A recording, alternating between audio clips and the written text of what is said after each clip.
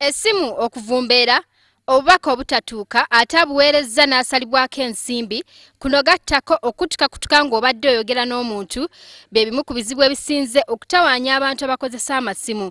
Kino kiwalirizza ekitongole ky'eggwanga ekivunaanyizibwa ku by'empuliziganya ekya Uganda Communications Commission okulabula bannannyini makampuni g'ebyempuliziganya okulongoosaamu awatali ekyo boolekedde okukangavvulwa.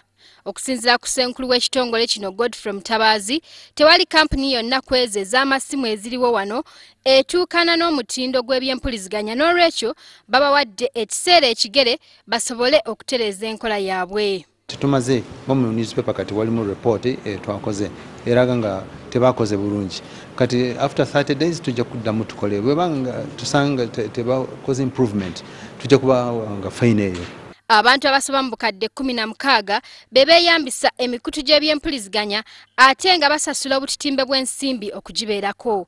Wano Mutabazi bw'agambira ti kampuni y'ebyempuliziganya yonna enaalemererwa okulongoosa mu mpeereza yaayo eyolekedde okubonerezebwa. Babadde batugamba nti solar panels bazibba, batteries bazibba, ne tugamba kale bwebanga bazibba muteekeko abasirikale bazikuume.